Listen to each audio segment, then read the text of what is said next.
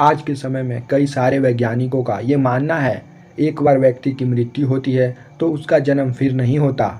कई सारे धर्म गुरुओं का भी मानना है, एक बार व्यक्ति के मृत्यु के बाद उसकी मुक्ति हो जाती है। और भारत के हिंदू समाज तो ये मानते हैं, व्यक्ति के मृत्यु के बाद जो भी कर्म कांड किए जाते हैं, कर्मकांड के पश्चात व्यक्ति की मुक्ति हो जाती है, उसे दोबारा जन्म नहीं लेना पड़ता।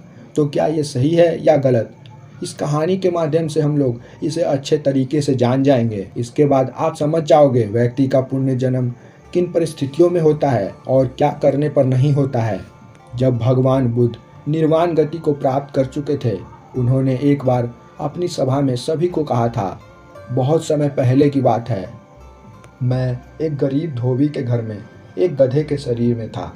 वो धोबी कपड़े धोने का काम करता। वो रोज कपड़ों को इकट्ठा करता, मुझ पे लादता और गांव के नदी के पास ले जाता। कपड़े धोने के पश्चात वह गीले कपड़े को मेरे पीठ पर लादता और पुनः घर वापस ले आता। यही उसकी रोजी रोटी थी। वह रोज ऐसा ही करता। जब वह बीमार पड़ जाता तभी मुझे आराम का मौका मिलता। जब वह स्वस्थ हो जाता तो मुझसे अपने बाकी के दिनों का काम पूरा करवाता। मुझे एक दिन में दुगने तिगुने कपड़े ढोने पड़ते। जब उसे भूख लगती तो वो खाना खा लेता, लेकिन जब मुझे भूख लगती मैं केवल चिल्ला सकता था। वो मुझे खाना केवल रात को ही देता था, जब तक मेरी भूख मिट जाती थी, लेकिन फिर भी मैं अपने मन को मार कर खाता था। कपड़े ढोते ढोते मैं बेहद थक जाता था, लेकिन मैं कुछ नहीं कर सकता था। मैं जब थक जाता था वो मुझे छड़ी से मारता था, वह मुझे पत्थरों से पीटता था और हमेशा चलने को कहता था। मेरे हाथ में कुछ नहीं था। मैं हर रोज़ तड़पता था, मैं कब मुक्त होऊंगा, मेरी मृत्यु कब होगी। मुश्किल तो मुझे तब होती थी जब कोई मौसम परिवर्तन होता था। गर्मी में मुझे बेहद गर्मी में भी नंगे ही रहना पड़ता था और मेरे चमड़े जल जाते थे। ठंड के दिनों में धोबी गर्म कपड़ों को पहन लेता था, लेकिन मुझे ऐसी कोई सुविधा नहीं दी जाती थी। ठंड में वो आग ताप कर अपनी शरीर को गर्म रखता था, लेकिन मुझे हमेशा ठंड में सिकुड़ना पड़ता था। बरसात में मैं पानी में भीगता, ठंड में मैं ठंड को बर्दाश्त करता। जब भी अधिक काम करने के वजह से जब धोबी बीमार पड़ जाता, वो अपनी इलाज गांव के वैद्य से करवा लेता और तुरंत ही ठीक हो जाता। लेकिन जब मैं बीमार पड़ता मुझे कोई आराम न मिलती, मुझे उतने ही काम करने पड़ते। मेरी कोई सुनने वाला नहीं था। जब मैं बीमार रहता था वो धोबी मुझसे दुगने तिगुने कपड़े ढोने को कहता था। जब मैं थक जाता था, मुझ में आगे बढ़ने की शक्ति नहीं होती थी, वो मुझ पे ईंटों से मोटे मोटे डंडों से पीटता था। उसकी पिटाई के कारण ही मेरी सारी बीमारी भाग जाती और मैं काम करता, सिर्फ काम करता। ऐसे ही मेरी दिन होती और ऐसे ही मेरा सुबह होता। मुझे मेरे जीवन में एक पल का भी सुख शांति नहीं था। हर परिस्थिति में मैं केवल दुख को सहता था। ऐसे ही मेरे जीवन बीत गए।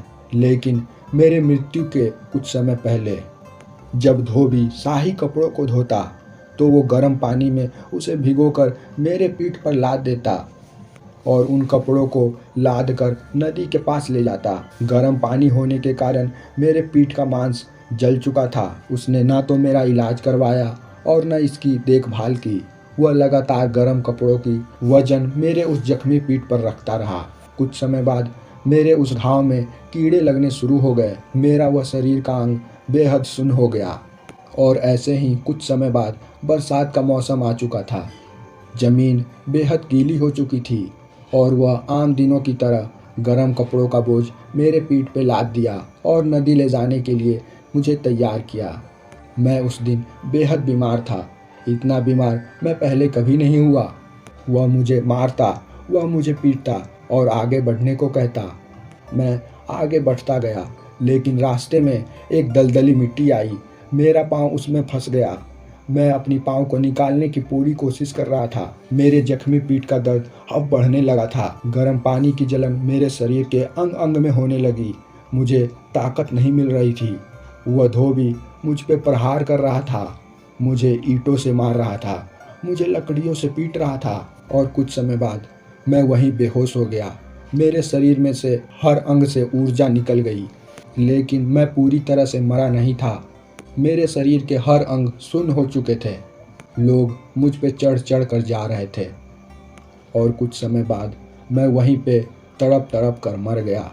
ये कहानी सुनाने के बाद भगवान बुद्ध ने सभा में उपस्थित लोगों से कहा, ये शरीर केवल भगवान को भजने के लिए मिला है। जो व्यक्ति इस शरीर को पाकर भगवान को नहीं जान लेता तो निश्चित ही वो हानि में जाएगा। वो अन्य शरीर को पाएगा और मेरी तरह ये असहनीय दुखों को सहेगा। ये सारी बातों को सुनकर वहाँ पे उपस्थित शिष्यों में से कुछ लोग तो रोने लगे। लेकिन आज के धर्म गुरुओं ने और वैज्ञानिकों ने तो ये अफवाह फैला दिया है, ऐसा कुछ नहीं होता। और यही नहीं, श्रीमद् भागवत गीता में भी जिक्र है। भीष्म पितामह ने कहा था, मैं अपने 100 जन्मों के बारे में जानता हूँ, मैंने क्या पाप किया है और क्या पुण्य। लेकिन लोग केवल मूर्ख है, वो अपनी फ़ायदे के लिए सच्चाई को भी झुठलाना जानता है। लेकिन ऐसा कभी नहीं हो सकता। आप अपने आसपास देखो, अपने आसपास देखोगे तो आपको पता चलेगा मच्छरों की संख्या कितनी है। आपके आसपास तो हजारों की तादाद में केवल मच्छरें होंगी। गर्मियों के दिन में अरबों की तादाद में हर घर में मक्खियाँ होती हैं। इस दुनिया में मनुष्य केवल 1% ही हैं और बाकी 99% तो इन्हीं सब जीवों से भरा हुआ है। ये शरीर बहुत मुश्किल से मिलता है, लेकिन लोग इस शरीर को भी उन्हीं साधारण कामों को करने में ही नष्ट कर देते हैं। आशा करता हूँ आप इस कहानी के भाव को समझ गए होंगे। अगर आपके मन में कोई भी प्रश्न है तो कमेंट सेक्शन में ज़रूर पूछें।